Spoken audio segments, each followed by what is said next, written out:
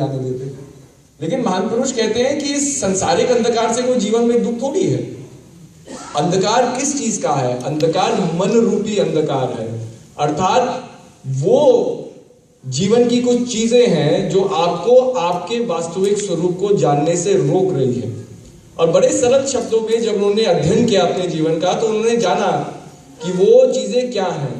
तो बड़े सरल शब्दों में कहा, काम, क्रोध, लोभ, अहंकार और मोह, ये कुछ चीजें हैं।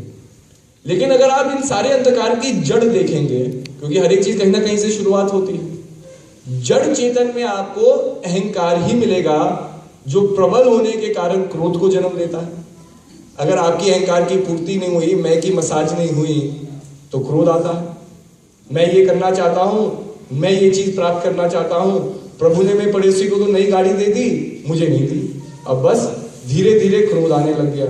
अब क्रोध के ऊपर हम संयम नहीं प्राप्त कर सकते, तो वही क्रोध किसको जन्म देगा? राग द्वेष को जन्म देगा, ईर्ष्या को जन्म देगा। और देखते ही देखते हमारा मन ये संसार की तरह जो सुंदर है, निर्मल है, उसके अंदर कितनी चीज उतल पुतल होने लगती है। तो महान पुरुष कहते हैं कि तुम्हारे अंदर एक अनमोल खजाना है। गुरु महाराज जी ये समझाते हैं, महान पुरुष, महान आत्मा ये समझाती है। लेकिन जब तक उसे जानोगे नहीं, तब तक संसार में भटकते रहोगे किसी चीज की खोज के लिए। और जब तुमने अपने अंदर झांक करके अपने वास्तविक स्वरूप को जान लिया, उसे अनलॉक कर दिया, तो जो जिस चीज को तुम खोज रहे हो तुमसे परे नहीं है, वो तुम्हारे ही अंदर है। और जब तुम उसे जान लेते हो, जब उसे रियलाइज कर लेते हो, तब तुम्हारा संघर्ष, तुम्हारा दुख, तुम्हारा चिंतन, ये जो संसार में भटकना है, आवागमन है, जीवन मरण है, मिलना बिछड़ना है, यश अपयश है, हानि लाभ है, ये सब चीजें समाप्त हो जाती हैं। अब अपने आप सोचने की बात है कि भाई कैसे हर चीज समाप्त हो जाएगी, संसार तो फिर भी चलता है। तो महान पुरुष एक बड़ा सुंदर तरीके से हमें एक उदाहरण देते हैं। जब आप सपना देखते हैं, तो सपना क्या है? सपना केवल आपके मन से निकली हुई धारणाएं हैं। आप सपने में क्या देख रहे हैं कि मैं राजा बन गया। अब वास्तविक काम में तो हम कोई राजा नहीं है, अब तो राज पाट रहा ही नहीं। सब डेमोक्रेटिक देश हो गए, कोई कम्युनिस्ट देश हो गया, जो पुरानी परंपराएं थी सब लुप्त हो गई। आज नाम नाम के कोई राजा है, और वैसे नाम में तो फिर हर एक कोई राजा है, हर एक आदमी अपने आप को राजा ही मानता है। तो कहने का अभिप्राय है कि जो आज संभव नहीं है जागृत जीवन में, उसकी कल्पना स्वप्न में होती है। ऐसे ही मैं साधारण जीवन जी रहा हूं, लेकिन अपने सपने में मैं एक अद्भुत जीवन को प्राप्त कर रहा हूं। मतलब मैं राजा हूं, देख रहा हूं कि मैं अपने रथ में चल रहा हूं। कोई राजा है तो अपने आप को अनेकों व्यंजन खाता हुआ पा रहा है, अद्भुत राजमहल में अपने आप को देख रहा है। अब जो भी धारणाएं आप अनुभव कर रहे हैं, जब तक आप सपने में हैं, तब तक तो वो आपको प्रत्यक्ष ही उसका ज्ञात होता है ना। मतलब सपने में अगर आप व्यंजन खा रहे हैं, तो लड्डू की मिठास भी आपको सपने में पूरी मुंह के अंदर आएगी, है ना। अगर आप कोई पकवान खा रहे हैं, तो उसका स्वाद भी पूरा आएगा। अगर आप अग्नि के पास बैठे हुए हैं सपने में, तो अपना हाथ सेक रहे हैं, तो उसकी गर्माहट भी आपको लगेगी। अर्थात सपने में जो भी अनुभव आपको हो रहा है, वो प्रत्यक्ष हो रहा है। उसके अंदर और रियलिटी में कोई भेद नहीं है। सपना कब खत्म होता है? जब आप इस जागृत अवस्था को प्राप्त करते हैं। और जब आंखें खुलती है और अपना बिस्तरा नजर आता है, तब मन को लगता है, अरे वो तो जो राजमहल का सपना देख रहे थे, वो तो एक सपना है, वो कल्पना है। कहने का अभिप्राय, जब तक आप सो रहे हैं, वो काल्पनिक जगत आपके लिए सत्य है। लेकिन जब आप उठ गए, जब आप जागृत अवस्था को प्राप्त किए, तभी आपके अंदर ये ज्ञान है, ये विवेक है कहने की, अरे मैं तो अपने घर में ही हूं, अपने बिस्तरे में ही हूं, और राजमहल तो एक सपना था, वो कल्पना थी। तो कहने का अभिप्राय, महापुरुष भी कहते हैं, जब तक आप अपने वास्तविक स्वरूप को नहीं जागृत करेंगे, ये जगत एक सपना है। ये जगत सत्य नहीं है, क्योंकि इसका नाश होना है। सत्य वो चीज है जो अटूट है, जिसमें कोई बंधन नहीं, जिसमें कोई रुकावट नहीं। सत्य वो है जो अजर, अमर और अविनाशी है, जिसमें कोई परिवर्तन नहीं, जिसमें कोई भेदभाव नहीं। और अगर मेरे जीवन के सारे अनुभवों में रुकावट है, तो मेरे जीवन के सारे अनुभव सत्य नहीं है। मतलब मैं उनको अनुभव कर रहा हूं, लेकिन वो पूर्ण सत्य नहीं है। सत्य को भी हमारे महान पुरुषों ने दो रूपों में विभाजित किया। एक है रिलेटिव ट्रूथ, मतलब जो सत्य समय परिस्थिति के साथ बदल रहा है। आज हमारा सत्य क्या है कि आज 7 तारीख को हम लोग यहाँ इस हिंदू टेम्पल में बैठे हुए हैं, लेकिन कल जब 8 तारीख होगी तो हम ये नहीं कह सकते कि 8 तारीख को भी हम हिंदू टेम्पल में बैठे हुए हैं, क्योंकि हम अपने अपने रास्ते चले जाएंगे, अपनी अपनी मंजिल पे निकल जाएंगे। कोई अपने घर पे होगा, कोई कॉलेज पे होगा, कोई अपने घर पे आराम कर रहा होगा, संडे का दिन है, हम लोग पिट्सबर्ग की तरफ निकल रहे होंगे। तो क्या है कि जो आज का सत्य है वो कल सत्य नहीं, वो बदल गया, वो रिलेटिव ट्रूथ है, क्योंकि वो परिस्थिति के ऊपर आधारित है और परिस्थिति जीवन को अलग अलग दिशाओं में ले जाती है, समय अलग अलग दिशाओं में ले जाता है। तो कहने का अभिप्राय है कि महान पुरुषों ने कहा कि संसार का कुछ सत्य है जो बदलता रहेगा, वो पूर्ण सत्य नहीं है, लेकिन कहा संसार में एक ऐसा एब्सोल्यूट ट्रूथ है जो अपने आप में इनमूवेबल है, जो अपने आप में बदल नहीं सकता, और वो सत्य तुम्हारा वास्तविक स्वरूप है। अब हमें जानना है कि वो सत्य क्या है। अक्सर क्या होता है कि हम लोग इतने लेजी हो जाते हैं कि हम चाहते हैं कि भाई सब कुछ हमें बना बनाया मिल जाए, लेकिन आध्यात्मिक जगत में ये कभी नहीं हो सकता, क्योंकि आध्यात्मिक जगत में कर्म प्रधान विश्व चिराखा, जो जस करें तो तस फल चाखा। संसार में जरूरी नहीं ये हो सकता है, क्योंकि संसार की अलग विडंबना है। हम क्या देखते हैं कि बड़ा अमीर आदमी है, कोई पूछेगा भाई इसका बिजनेस क्या है, तो कहेगा कि बड़े बहुत झूठ बोलता है, लोगों को बहुत ठगता है, लोगों को ठगने से इसने इतनी धन दौलत इकट्ठा कर ली। तो भाई वो तो कर्म प्रधान तो है ही नहीं, क्योंकि कर्म के अनुसार अगर वो गलत काम कर रहा है तो उसे सब कुछ नहीं मिलना चाहिए। कर्म के हिसाब से उसे तो उस बुरे कर्म का बुरा फल होना चाहिए। लेकिन ये संसार का द्वैत है। इससे परे जो आध्यात्मिक जगत है जिसमें हम प्रवेश करते हैं, तब वहां स्पिरिचुअल लॉज टेक ओवर करते हैं, और वो स्पिरिचुअल लॉज किसके लिए बदल नहीं सकते। जो लॉज टूट सकते हैं वो ऑल मैन मेड लॉज हैं। आपका लॉयर बड़ा अच्छा है तो झूठ को सच बना देगा, सच को झूठ बना देगा, और ये चीजें अमेरिका में बहुत प्रत्यक्ष देखने को मिलती है। हमें तो एक ऐसे उदाहरण को किसी ने बताया, एक चोर था, चोरी करने के लिए वो किसी की छत से कूद रहा था। अब छत से कूदा, चोरी कर रहा है, लेकिन नीचे कुछ ऐसी चीज पड़ी थी जिसमें टकरा करके उसका पैर टूट गया। तो उसने दुकानदार के ऊपर केस कर दिया कि वो चीज वहां क्यों रखी जिसके गिरने से उसका हाथ पैर टूट गया, जो भी मतलब उसको डैमेज हुआ। तो चोर ये नहीं कि चोरी करते हुए पकड़ा गया, लेकिन चोर ने केस कर दिया। उसके लॉयर ऐसे थे कि वो बेचारे दुकानदार को उसके इंश्योरेंस का कंपनसेशन देना पड़ा। अब ये देखो ये क्या विडंबना है। धार्मिक तौर से तो सब जानते थे चोर था, चोरी कर रहा था, उसे जेल होनी चाहिए, लेकिन कोर्ट सिस्टम ऐसा है, कानून को तोड़ मरोड़ के आप पेश कर दो और सत्य असत्य हो जाएगा, असत्य सत्य हो जाएगा। तो कहने का अभिप्राय है कि संसार में जब तक हम उद्देश्य को नहीं जानते हैं, हम भटक रहे हैं। भटक रहे हैं तो क्या है, हम अंधकार में अपने जीवन को जी रहे हैं। कोई अभिमान से अपने जीवन को जी रहा है, अभिमान की पूर्ति चाहता है। कोई स्वार्थ से अपने जीवन को जी रहा है, स्वार्थ की पूर्ति चाहता है। और हम इतने अंधे हो चुके हैं, हम यही नहीं देख पा रहे कि हम अपने सुख के लिए कितने जीवन में दुख पैदा कर रहे हैं, केवल अपनी सुखी की प्राप्ति। और उसी का कारण है कि हम संसार में चाहते कुछ हैं और प्राप्त कुछ और होता है, क्योंकि धारणाएं, वासनाओं को कोई नहीं देख रहा। हर एक व्यक्ति इस संसार में किस लिए है, हमारा जन्म किस लिए हुआ, जो अपने आप में बड़ा एक गहन क्वेश्चन है। भगवान बुद्ध के जीवन में एक प्रश्न से ही तो उनकी आध्यात्मिक क्रांति शुरू हुई। उन्होंने जब अपने जीवन को देखा, उन अपने साथी के साथ जब जा रहे थे, देखते हैं कि किसी का जन्म हो रहा है, कोई युवा अवस्था को प्राप्त कर रहा है, फिर वृद्ध अवस्था को प्राप्त करता है, फिर ऐसी अवस्था को प्राप्त करता है कि उसका शरीर रोगों से ग्रस्त है, और फिर क्या देखता है कि कुछ लोग एक मृत शरीर को, एक डेड बॉडी को अपने कंधे में उठा करके राम नाम सत्य है, सत्य बोलो गत्य है करके उसको शमशान ले जा रहे हैं। तो सारथी को देखता है कि ये क्या है, तो सारथी ये कहता है कि राजकुमार सिद्धार्थ, ये जीवन का सत्य है कि जो संसार में आया है वो संसार को छोड़ करके जाएगा। जब ये बात सुनते हैं तो राजकुमार सिद्धार्थ कहते हैं कि अरे मैं तो राजकुमार हूं, एक समय मैं राजा बनूंगा, क्या राजा को भी संसार को छोड़ करके जाना है? तो सारथी यही कहते हैं कि हाँ जी, ये संसार का सत्य है कि जो भी संसार में आया है संसार को छोड़ करके जाएगा। आएगा सो जाएगा राजा रंग फकीर, एक सिंहासन पर चढ़ा एक बांधा जाए जंजीर। और इस सत्य से कोई नहीं बच सकता।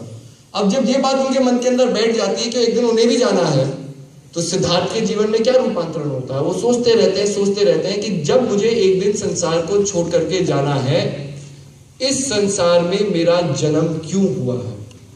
और बस उसी प्रश्न की खोज में वो अपने राजपाट को त्याग कर देते हैं, अपने परिवार को त्याग कर देते हैं और 14 साल वन में 14 साल अपने जीवन को केवल उस प्रश्न के उत्तर की खोज में लगाते हैं।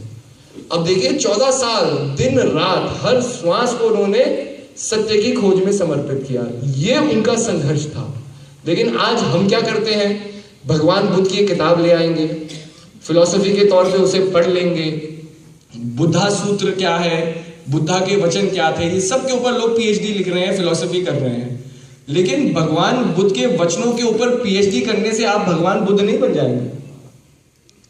भगवान बुद्ध के ऊपर थीसिस लिखने से आप भगवान बुद्ध नहीं बन जाएंगे। भगवान बुद्ध के वचनों को रटने से आप भगवान बुद्ध नहीं बन जाएंगे।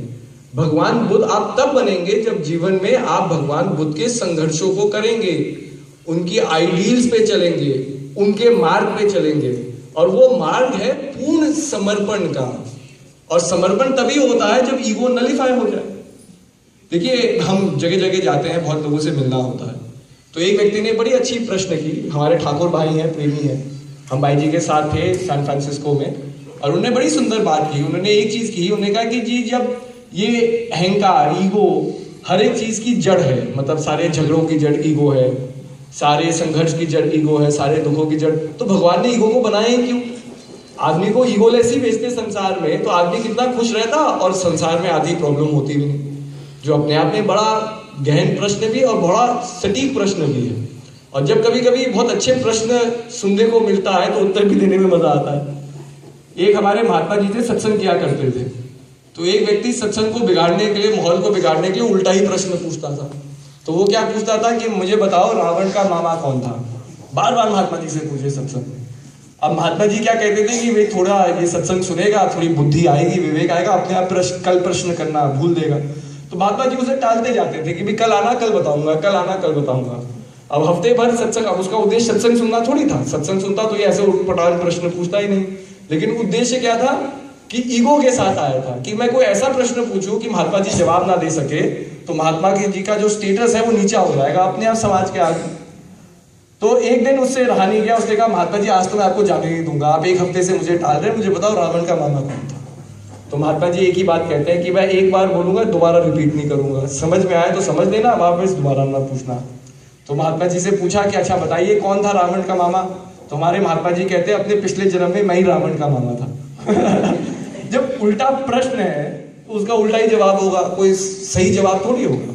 इसी तरीके से महान पुरुष जब सच्ची बात कहते हैं उसके पीछे एक बहुत अगाध भय होता है और उस भय को हमें समझना है। शब्दों की तो दुनिया है, शब्दों, अभी कोई आदमी संस्कृत में बोलना लग जाए, अगर हम में से कौन संस्कृत जानता है? अगर सत्संग में भाषण हो तो जो भाषण समझ में नहीं ना आया उस भाषण को सुनने का क्या फायदा? तो महान पुरुष सरल तरीके से वो कॉम्प्लिकेटेड चीजें समझाते हैं जो हमारी समझ से परे है। समझ से इसलिए परे है क्योंकि मन चंचल है। और महान पुरुष कहते हैं इस मन को लगाओगे और मन को स्थिर करोगे तो सब चीज अपने आप समझ में आएगी, किसी को बोलने की भी जरूरत नहीं। बोलना भी is a indication of restlessness. बोलना is a indication of restlessness. जितना आदमी का मन इधर उधर है उतने उसके प्रश्न हैं।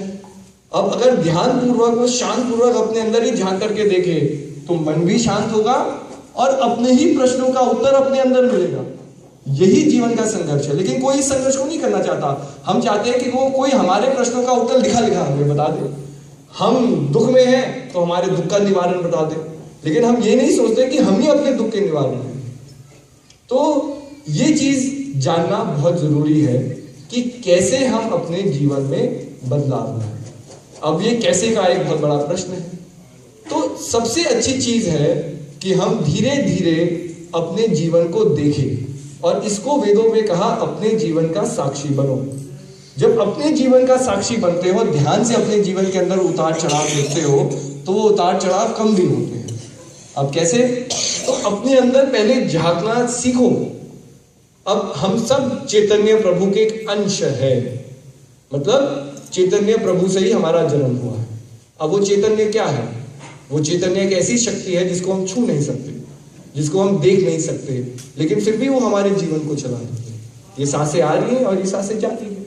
और अगर ये सांसें थम जाए तो आपका नाम समाप्त हो जाएगा, आपका जीवन समाप्त हो जाएगा, जिस जीवन के ऊपर आपको गर्व है वो समाप्त हो जाएगा, जिस गाड़ी से आपको बहुत प्यार है गाड़ी तो रहेगी लेकिन गाड़ी चलाने वाला नहीं रहेगा, जिस घर को आपने बड़ी मेहनत से बनाया वो घर तो रहेगा लेकिन घर का भोग करने वाला नहीं रहेगा। तो मतलब सबसे महत्वपूर्ण चीज आपकी गाड़ी नहीं है, सबसे महत्वपूर्ण चीज आपका घर नहीं है, सबसे महत्वपूर्ण चीज आपके जीवन में वो संसाधन नहीं है जिसको आपने अपना मान रखा है, और वो तो अपने है ही नहीं। अब मैंने कल भी ये बात कैसे डेगा में की थी, आप लोगों को सुनाता हूँ। मुझे भी बड़ा गर्व था कि मेरा भी एक कमरा है ना, बड़ा कि मेरा बिस्तरा, मेरा क्लोजेट।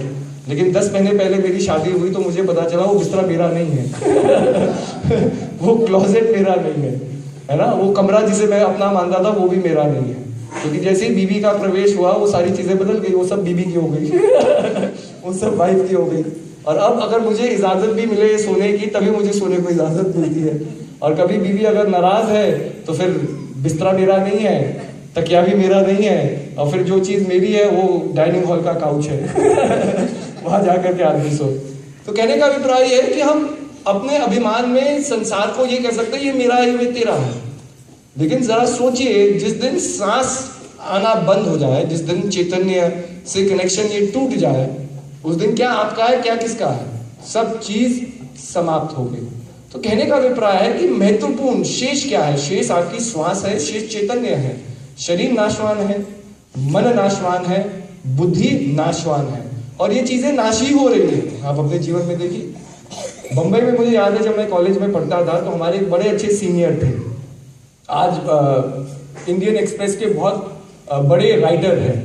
तो बचपन से हमें बड़ी अच्छी अच्छी बातें, मतलब कॉलेज में हमें बहुत अच्छी अच्छी बातें सुनाया करते थे।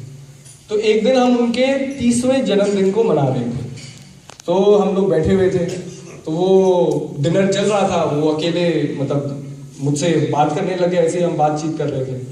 तो वो कहने लगे, शते 3 जन्मदिन ऐसे हैं जिसको जीवन भर याद रखोगे। तो मैंने कहा कौन से? तो कह रहे कि जब तुम 18 साल के होते हो, कि 18 साल में पूरा समाज तुम्हें बड़ा मानने लगता है। उससे पहले यही तो संघर्ष है अपनी आवाज बोलने का, मतलब हम कुछ भी करना चाहते हैं, सब माता पिता या घर के बड़े लोग ये कहेंगे अरे तुम छोटे हो, बैठ जाओ बैठ जाओ। तो मतलब बैठे बैठे रहने से आदमी तंग आ जाता है कि भाई मेरी तो कोई सुनता ही नहीं। लेकिन जैसे 18 साल के हो तो लोग मानते हैं कि अच्छा अभी अडल्ट हो गए हैं, अब इनकी बात भी सुन लो, इनके साथ बैठ भी लो, इनको बिठा भी लो बड़ों के साथ। मतलब एक रूपांतरण है, छोटा सा साइकोलॉजिकल चेंज है, लेकिन चेंज हमें बड़ा इफेक्ट करता है कि हमें भी लगता है अब हम बड़े हो गए, मैच्योर हो गए। फिर मैंने कहा दूसरा बर्थडे कौन सा है? तो देखा कि जब तुम 25 साल के होंगे। तो मैंने कहा क्या उसमें क्या खूबी है? तो कहते हैं क्योंकि तब तक तुम्हें ये पता होना चाहिए कि जीवन में तुम्हें करना क्या है। और अगर तुम्हें ये नहीं पता, अगर 25 साल में भी तुम कंफ्यूज हो कि मैं क्या करना चाहता हूँ, इसका मतलब दुनिया के सबसे बड़े मूर्ख हो तुम, और तुम्हारी जीवन की नैया कहीं नहीं जा रही, किस डायरेक्शन में नहीं जा रही। क्योंकि भाई आदमी अपना कॉलेज में मैच्योरिटी प्राप्त करता है, कॉलेज के बाद वो मास्टर्स कर ले, PhD कर ले, तो घूम फिर करके 25 साल में तो जीवन में कुछ ना कुछ करना शुरू हो जाना चाहिए, मतलब जिस तरह से हम अपने जीवन को जीना है। और 25 साल में भी आकर के मैं कंफ्यूज हूँ कि मैं किस कॉलेज में जाऊँ, क्या पढ़ूँ और क्या करूँ, तो इसका मतलब मैच्योरिटी अभी सेट नहीं की है। तो 25 इज ऑल्सो मतलब एक लाइफ चेंजिंग फोकल पॉइंट है। फिर आगे मैं उनसे पूछता हूँ, मैंने कहा कि भाई तीसरा महत्वपूर्ण जन्मदिन कौन सा है, लास्ट एंड फाइनल? तो कहता है कि जब तुम 30 साल के हो जाओगे ये दिन। तो मैंने कहा क्यों? तो कहता है कि उसके बाद कोई फर्क नहीं पड़ता, it's all downhill from here, कि जीवन नीचे ही जाएगा। अब बात सही है, जब तक आप 30 साल तक कोई पहुंचते हो, जीवन आपको शक्ति भी दे रहा है कर्म करने की, आंखें भी अच्छी तरह से देख रही है, कान भी अच्छी तरह से सुन रहे हैं, मतलब हर एक चीज में कोई कमी नहीं है।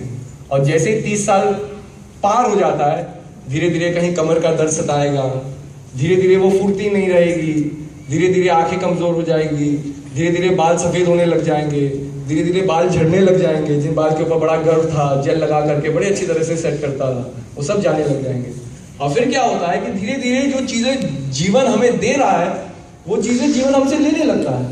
और लेने क्या लगता है? आपका शरीर, आपका मन और आपकी बुद्धि। यही 3 तो चीज वीक होती है जीवन में। तो कहने का अभिप्राय यह है कि जिसको हम सबसे ज्यादा महत्व दे रहे हैं, वो चीज तो नाशवान है, वो तो महत्वपूर्ण है ही नहीं। लेकिन जो सबसे महत्वपूर्ण चीज है, जो अटूट है, जो अजर अमर और अविनाशी है, उसके ऊपर तो फोकस ही नहीं किया। तो जीवन में हमने पाया क्या? जो शेष था उसे तो भूल गए, और जो असार तत्व था उसको हमने अपना लिया, उससे मन बांध लिया, उससे मुंह बांध लिया। तो अहंकार यही है, अहंकार वही बंधन बांधेगा जीवन में जो आपको संसार से बांधे हुए हैं, लेकिन आप संसार के नहीं हैं। आप लोगों ने एक बहुत फेमस व्यक्ति का नाम सुना होगा, जलालुद्दीन रूमी, सूफी संत हुए, और उनकी आज भी लोग बहुत उनके पोइट्री को, उनकी कविताओं को पढ़ते हैं, और उनके जो शिष्य है आज भी वो डांसिंग दरविशेस के नाम से जाने जाते हैं। क्योंकि जलालुद्दीन रूमी ने जो मेन स्ट्रीम इस्लाम था उससे हट करके बात की।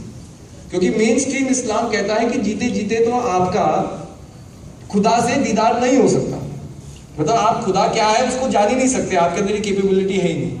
लेकिन जलालुद्दीन रूमी ने कहा कि नहीं, अगर अपने जीवन में आप समर्पित हैं तो खुदा आपसे परे नहीं है। तो डांस और म्यूजिक के द्वारा उन्होंने अपने शिष्यों को समझाया कि अगर गा रहे हो तो केवल खुदा के लिए गाओ, किसी संसार की चीज के लिए मत गाओ, खुदा के लिए गाओ। और अगर नाच रहे हो तो केवल खुदा के लिए नाचो, संसार के लिए मत नाचो। मतलब अपने कर्म में, अपने संगीत में, अपने नृत्य में एक वननेस को प्राप्त करो जो केवल खुदा के लिए है और किसी चीज के लिए नहीं है। ना संसार के मान सम्मान के लिए है, ना धन के लिए है, ना दौलत के लिए है। आधे से ज्यादा हम चीजें कर रहे हैं, प्रभु को तो याद करते हैं, लेकिन पीछे से स्वार्थ नहीं जुड़ा हुआ कि प्रभु भोग लगा लो आज मेरी दुकान चल जाए, प्रभु भोग लगा लो आज मेरी लॉटरी लग जाए। तो कहीं ना कहीं हम प्रभु को याद कर रहे हैं, लेकिन कितना स्वार्थ, कितना मन की चंचलता उस विश, उस डिजायर से मिली हुई है। तो जलालुद्दीन रूमी ने एक बड़ी सुंदर बात कही। उसने कहा जीवन में ये मत समझो कि इस संसार के अपार सागर की तुम एक बूंद हो। संसार और जीवन में ये जानो कि तुम वो बूंद हो जिसमें ये पूरा संसार का अपार सागर समाया हुआ है। कितनी सुंदर उन्होंने बात की। उन्होंने कहा do not believe that in this vast ocean of consciousness you are a drop, you are that drop in which this vast consciousness, this ocean of vast consciousness exists। मतलब जो चैतन्य है वो आपसे परे नहीं है, आपके अंदर ही कहीं छिपा हुआ है, लेकिन क्या है, देखना बाकी है। अब हम देख कहाँ रहे हैं, तो एक्सट्रोवर्ट होकर के देख रहे हैं। गाड़ी का ऐड आता है, कह रही गाड़ी ले लो, आपके दुख दूर दूर हो जाएंगे। मन किसकी गाड़ी की तरफ भाग रहा है। अगर जो पहली गाड़ी है उसने दुख दर्द दूर नहीं किए तो दूसरी गाड़ी या तीसरी गाड़ी या चौथी गाड़ी कैसे दुख दर्द दूर करेगी। लेकिन मन है, भाग रहा है।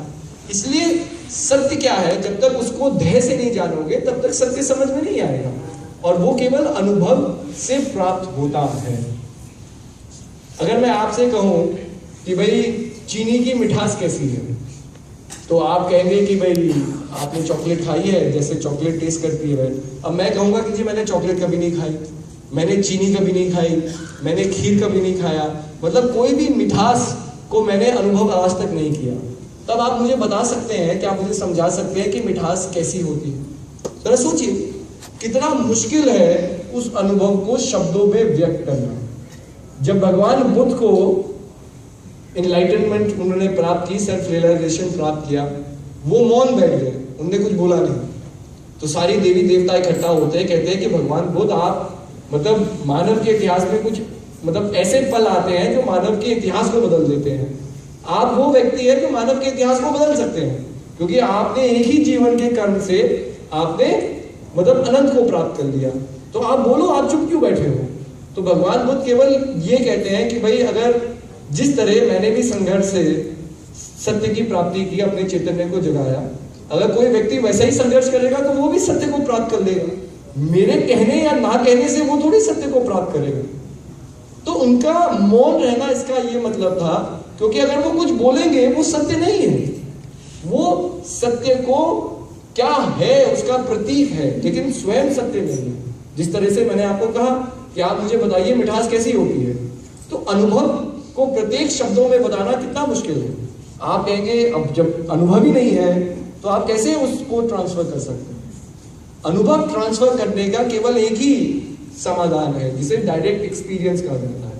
आप मेरा मुंह खोलिए, मेरे मुंह में चीनी की एक दाना डालिए, अपने आप जब मैं चीनी को चखूंगा, चीनी की क्या मिठास है वो मुझे पता चल जाएगी। उसमें शब्दों का उपयोग जरूरी नहीं है, बोलना जरूरी नहीं है, थीसिस लिखना जरूरी नहीं है, क्वेश्चन आंसर करना जरूरी नहीं है, वेदों को पढ़ना जरूरी नहीं है, शास्त्रों को पढ़ना जरूरी नहीं है, डायरेक्ट एक्सपीरियंस। और यही भगवान बुद्ध कहना चाहते थे कि जो आदमी संघर्ष करेगा, कोशिश करेगा अपने अंदर से अपने अहंकार को दूर करने का, डायरेक्ट एक्सपीरियंस उसके पास है, जिस तरह मैंने प्राप्त किया।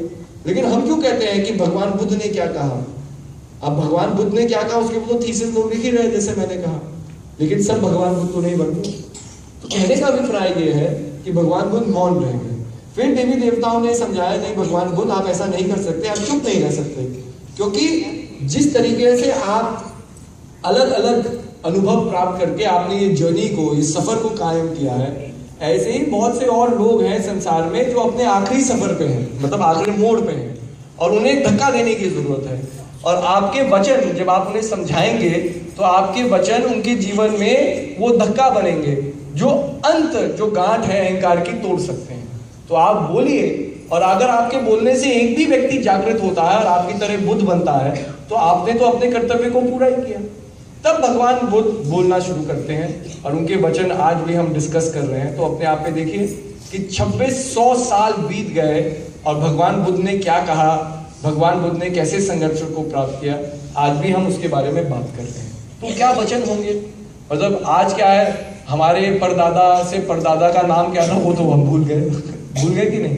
किसी को पता है? बहुत कम लोग होंगे जो फैमिली हिस्ट्री या फैमिली ट्री को फॉलो करते होंगे, लेकिन दादाजी का नाम पता है, उनके पिताजी का नाम पता होगा, उनके पिताजी का नाम क्या है कोई नहीं जानता।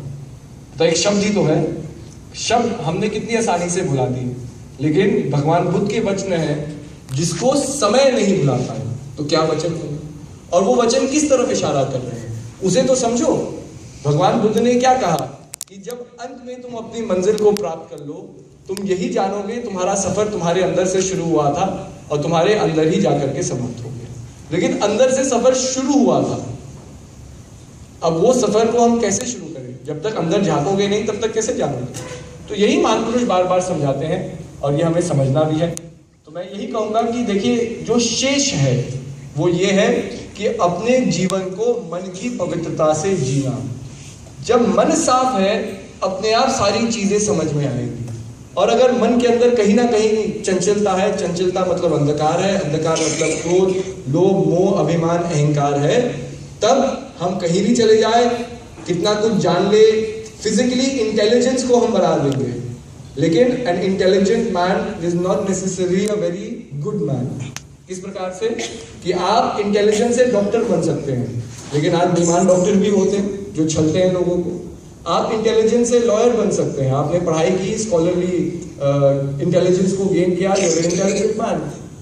पर आप क्या है, अच्छे इंसान केवल इंटेलिजेंस से नहीं बन सकते। जब आप अपने अंदर अपनी क्वालिटीज, ह्यूमन वैल्यूज को रिफाइन करते हैं, then you become a good soul, then you become a good man. तो फोकस क्या है? फोकस महापुरुषों ने कहा अपने अंदर करो, अपने मन से संघर्ष करो। अब वो मन से संघर्ष करना बड़ा मुश्किल है, क्योंकि हम वो विधि नहीं जानते जिससे हम अपने मन को देख सके। और जब महान पुरुषों की शरणागत हम आते हैं, जब महान पुरुषों की कृपा हम पे होती है, तब क्या है कि धीरे धीरे वो हमें एक रास्ता बताते हैं अपने अंदर जाने का। इसलिए कितनी सुंदर बात कही कि जो काम दवा से हो ना सकी वो काम दुआ से होती है। जब कामिल मुर्शिद मिलते हैं तो बात खुदा से होती है। तो मतलब कामिल मुर्शिद को मिलना जरूरी है और उनसे सीखना जरूरी है। अब वो जो रास्ता बता रहे हैं साधारण रास्ता है। महापुरुष क्या कहते हैं, आप किसी भी पद्धति में जाइए, किसी भी गुरु दरबार में जाइए, तो गुरु के का एक ही मैसेज है अपने शिष्य के लिए कि भजन सुमिरन करो। जो गुरु देते हैं उस नाम का सुमिरन करो। सुमिरन करने की क्या प्रक्रिया है कि जब आप शांत वातावरण में प्रातः काल उठ करके दिनचर्या शुरू करने से पहले जब आप बैठते हैं तो आप क्या कर रहे हैं? जब गुरु नाम के ऊपर कॉन्सेंट्रेट कर रहे हैं तो संसार की वासनाएं लुप्त हो रही है, संसार से जो मोह है वो समाप्त हो रहा है, और धीरे धीरे संसार को भुला करके आप अपने अंदर जब गुरु नाम का जाप करते हैं तो क्या प्रक्रिया होती है कि आप केवल अपने आप से समय बिता रहे हैं, और उस प्रक्रिया में फिर अपने आप के अंदर जो छल है, जो कपट है, जो राग द्वेष है, वो देखने को मिलता है। और जब आप उसे विटनेस करते हैं तो आप ये जान लेते हैं ये चीज मेरे लिए सही नहीं है, तभी आप उससे डिटैच होते हैं। भाई देखिए, किसी व्यक्ति को मिठास खाने की बड़ी आदत होती है, मीठा खाने की बड़ी आदत होती है, मीठा खाता रहेगा, कुछ मतलब परवाह नहीं करेगा। लोग भी समझाएंगे भाई मीठा मत खाओ, यही तो कहते हैं भाई कोई बीमारी हो जाएगी, कुछ हो जाएगा, मोटापा हो जाएगा, डायबिटीज हो जाएगी। हम नहीं मानेंगे, हम खाते रहेंगे, हम चुप चुप के खाएंगे, रात को छुप छुप के खाएंगे किचन में जा करके, जब बीबी सो गई या घर में कोई नहीं है, बच्चे नहीं है, हम बाहर जा करके खा लेंगे। किसने जब छल करना है तो फिर छल अपने आप से भी करते हैं, किसी और से करने की तो दूर की बात है, तो खाते रहेंगे। लेकिन एक दिन डॉक्टर के पास जाए और डॉक्टर फाइनल कह दे कि भाई और मीठा खाओगे तो मर जाओगे, तब कितनी जल्दी आदतें छूटती है। तब अब जब ये बात आ गई कि भाई जीवन समाप्त हो जाएगा, तब क्या है, तब हम कैसे भी संघर्ष करेंगे, प्रयत्न करेंगे कि भाई जीवन चलता रहे और अपनी आदतें बदलो। तब आदमी परहेज भी कर लेगा, तब दवाई की डॉक्टर की सारी बात मान लेगा, क्योंकि वो अपने जीवन की सुरक्षा चाहता है। इसी प्रकार से महान पुरुष कहते हैं, जब तुम ये जान लोगे कि तुम्हारे दुख का कारण तुम्हारा मन है, चंचल मन, तो चंचल मन से परे होना क्यों नहीं हम संघर्ष करेंगे, हम करेंगे। लेकिन अभी हम जानते नहीं, अभी तो हम मन से इतना मोहित है कि जो भी मन करा रहा है हम कर रहे हैं, मन नचा रहा है हम नाच रहे हैं, मन रुला रहा है हम रो रहे हैं, मन हंसा रहा है हम हंस रहे हैं। लेकिन ये नहीं जा रहे कि सबके पीछे चैतन्य क्या है। चैतन्य वो हिडन फोर्स है जो सब चीज को चला रही है। इस जीवन के सफर में जीवन कहाँ से शुरुआत हुआ है, कहाँ अंत होगा, ये जरूरी नहीं है, क्योंकि ये तो होगा ही, ये तो निश्चित है। आप संसार में जन्मे हैं, आपका एक दिन अंत होगा, इसमें कोई दुराई की बात नहीं है। लेकिन जो शेष है वो जीवन का सफर है कि इस सफर को आप कैसे प्राप्त कर रहे हो, इस अनुभव को कैसे प्राप्त कर रहे हो। और जब उसकी गहराई में जाओगे कि भाई कैसे मैं कह रहा हूं, तब जाकर के आप जानेंगे कि मन, शरीर और बुद्धि से परे भी एक शक्ति है जो सब चीज को चला रही है, और वो चैतन्य है, वो आत्मा है, वो चैतन्य प्रभु है। वो चैतन्य प्रभु का एक प्रकाश है आपके अंदर, जिसको आप जान करके अपने जीवन को बदल सकते हैं। तो यही है कि महान पुरुषों के वचनों को हमें अपने जीवन में उतारना है। शास्त्रों में जो लिखा है वो महान पुरुष के वचन है, हमारे वेदों में जो लिखा है उनका अनुभव है, लेकिन वो उनका अनुभव है जो हमसे पहले चले गए। हमारा क्या अनुभव है ये हमें जानना है। तो जब आप लिविंग वेद बनते हैं, जब आप स्वयं वेदों के आइडियल्स को अपने जीवन में धारण करते हैं और मन को साफ करते हैं, तब धीरे धीरे मन साफ होता है। मन साफ होने से आपके दुख के संघर्ष भी कम होंगे।